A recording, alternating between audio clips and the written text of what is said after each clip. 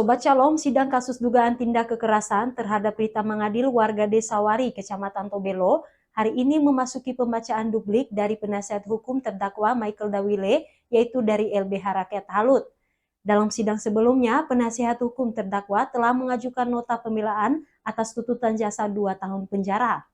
Setelah penasihat hukum mengajukan pembelaannya, jaksa kembali mengajukan replik dan hari ini Kamis 13 Desember, giliran penasihat hukum terdakwa yang mengajukan tanggapannya. Sidang pembacaan duplik terdakwa oleh tim penasihat hukum dari LBH Rakyat Halut. Pembacaan duplik dilakukan oleh Abraham Nikijulu SH, yang pada intinya penasihat hukum menolak semua dakwaan jaksa dan tetap berpegang teguh pada nota pembelaan yang diajukan pada sidang sebelumnya. Seperti diketahui, kasus ini merupakan kelanjutan dari kasus sebelumnya, yaitu penikaman terhadap Renol Simon Jena, warga Desa Wari tanggal 19 Juli 2023 lalu, yang menyebabkan Renol meninggal dunia. Dan pelakunya telah divonis penjara 12 tahun lewat persidangan di Pengadilan Negeri Tobelo. Michael Dawile didakwa melakukan kekerasan terhadap Rita Mangadil yang adalah saudara kandung pelaku penikaman Rickson Mangadil. Menurut kesaksian Rita Mangadil dalam persidangan, sebelum kejadian penikaman itu almarhum Renol terlebih dahulu memukulnya dengan menggunakan tangan kanan. Tetapi hal tersebut dibantah oleh terdakwa. Sementara itu penasihat hukum terdakwa Ekber Hoata SH dari LBH Rakyat Halut di tempat terpisah mengatakan jika ia dan tim penasihat hukum sangat yakin kedakwaan jaksa tidak dapat dibuktikan selama persidangan.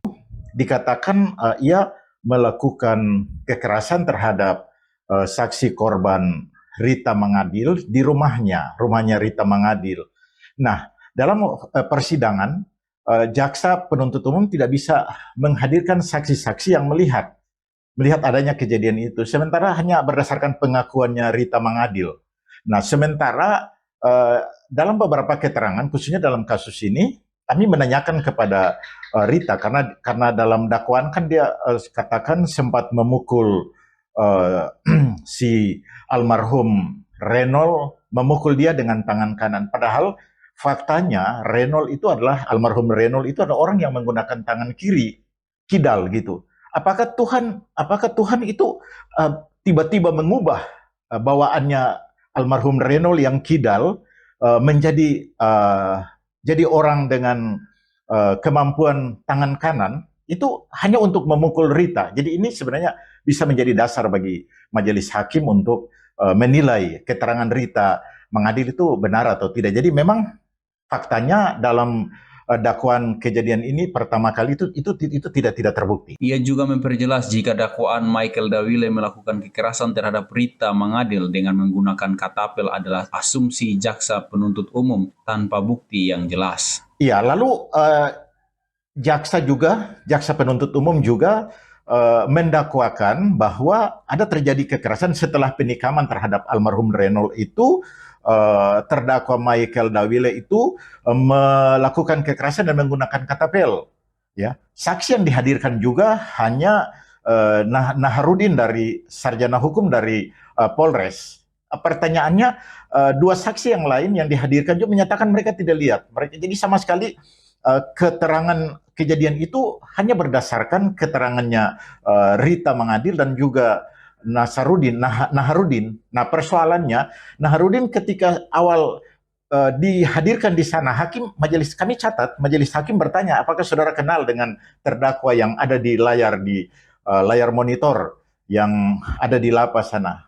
Saksi mengatakan dia tidak kenal. Jadi bagaimana mungkin dia bisa mengatakan bahwa yang melakukan katapel itu terhadap Rita Mangadil itu adalah Michael. Apalagi dalam persidangan ini kan barang bukti berupa katapel itu tidak bisa dihadirkan. Jadi kami terlalu yakin bahwa dakwaan ini memang tidak bisa dibuktikan, sehingga kami optimis majelis hakim bisa dengan hikmat, dengan bijaksana menilai kasus ini dan terdakwa bisa dibebaskan dari tuntutan jaksa yang 2 tahun itu.